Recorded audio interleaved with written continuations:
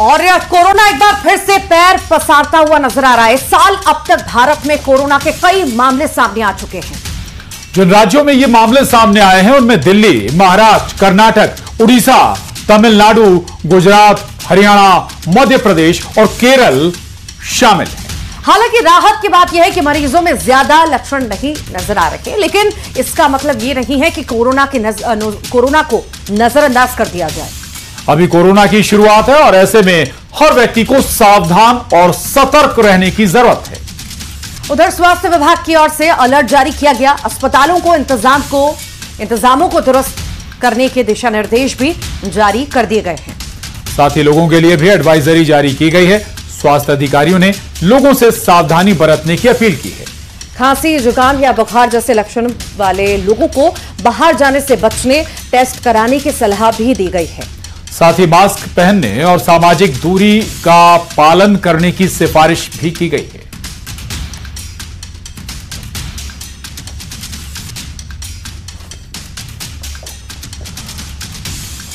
और चलिए अब आपको बताते हैं इस बार कोरोना की वापसी कैसे और कहां से हो रही है। साथ ही आपको बताते हैं कोरोना का कौन सा वेरिएंट अब आ चुका है, जो पहले से ज्यादा खतरनाक है या फिर पहले जैसा है।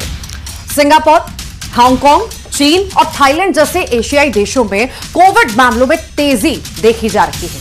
जहां हाल ही में हांगकांग में 30 से अधिक मौतें कोरोना की वजह से दर्ज की गई हैं। भारत में भी केरल, महाराष्ट्र और तमिलनाडु में सक्रिय मामलों में वृद्धि देखी गई है। ओडिशा, कर्नाटक, हरियाणा, दिल्ली, गुजरात, मध्य प्रदेश और छत्तीसगढ़ में कोरोना के नए मामले सामने आने के बाद से हड़कंप मचा हुआ है। केरल में 182, महाराष्ट्र में 210, कर्नाटक में 16 मामले दर्ज किए गए हैं कोरोना के, जबकि राजधानी दिल्ली में 23 और दिल्ली से सटे हरियाणा में 3 केस कोरोना के अभी तक सामने आए। तो वहीं बात गुजरात की करें तो गुजरात में लंबे समय बाद 15 नए कोविड के मामले सामने आए हैं, जिनमें से 13 अहमदाबाद शहर और एक राजकोट और एक अहमदाबाद ग्रामीण क्षेत्र से सामने आया है।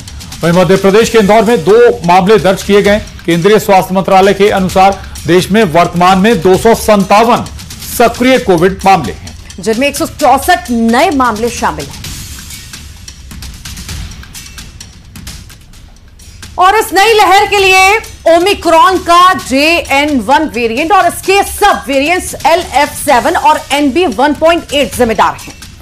विश्व स्वास्थ्य संगठन यानी WHO ने JN1 को दिसंबर 2023 में वेरिएंट ऑफ इंटरेस्ट घोषित किया था।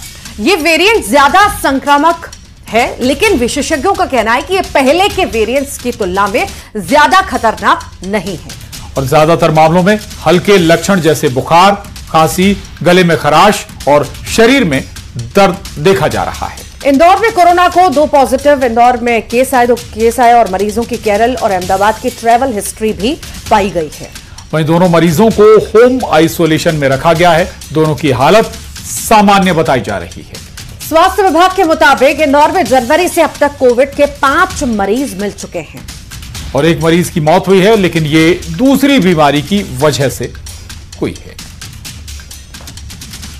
जरूर ओपीडी में उन्होंने जांच कराई है और उसमें से 2 पॉजिटिव आए हैं। एक की आउट ऑफ इंदौर की ट्रेवल हिस्ट्री है और एक की उम्र 33 साल है, एक की उम्र जो है वो 30 साल के है और दोनों मेल पर्सन है।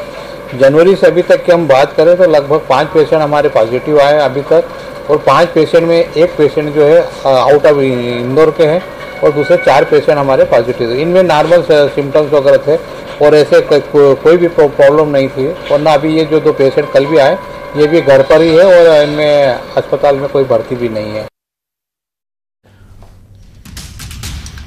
और महाराष्ट्र में स्थिति चिंताजनक बनी हुई है, जहां एक सर्वे के अनुसार 22% परिवारों में एक या अधिक व्यक्तियों में कोविड, फ्लू या वायरल बुखार जैसे लक्षण पाए गए।